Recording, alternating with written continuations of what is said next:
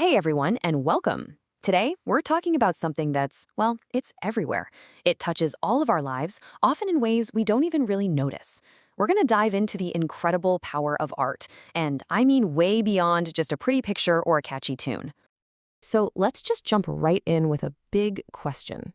Think about it for a second. Is a song just a sound?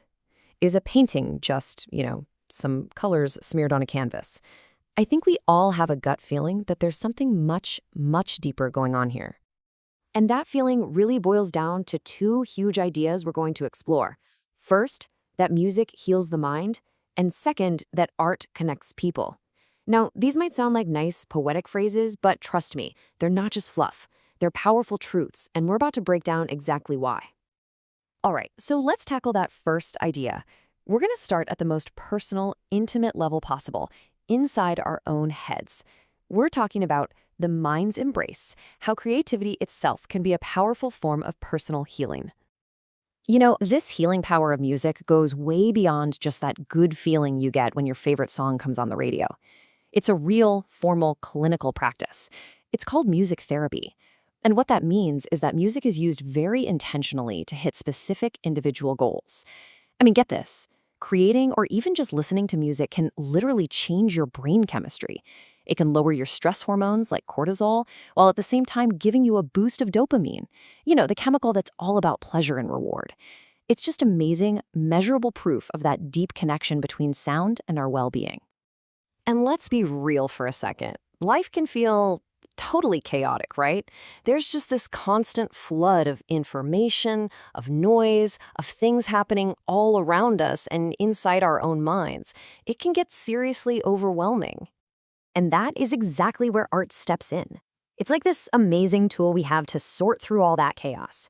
It helps us organize all those complex feelings, to find some kind of story or meaning in all the noise. And it doesn't matter if you're the one making the art or just the one experiencing it. It helps us make sense of this whole beautiful, messy thing we call being human. Okay, so we've seen how powerful art can be for us as individuals. But now I want you to zoom out with me. Let's go from healing one person to connecting many.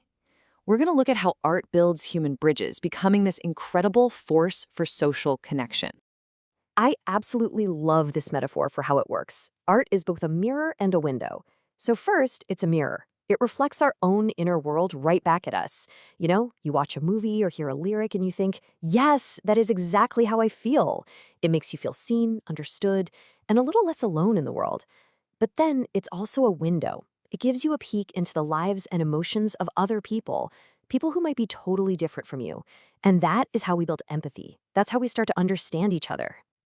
And you've felt this before. I know you have. Just think about it. That electric feeling when an entire stadium is singing the same song in perfect unison. Or that quiet sense of pride when a whole community gathers around a new public mural. Even something as simple as a family laughing together at a movie they all love. In those moments, for just a little while, all the things that separate us just kind of melt away. It becomes one single, powerful, shared experience. So we've gone from the individual to the community. Let's take one last big zoom out.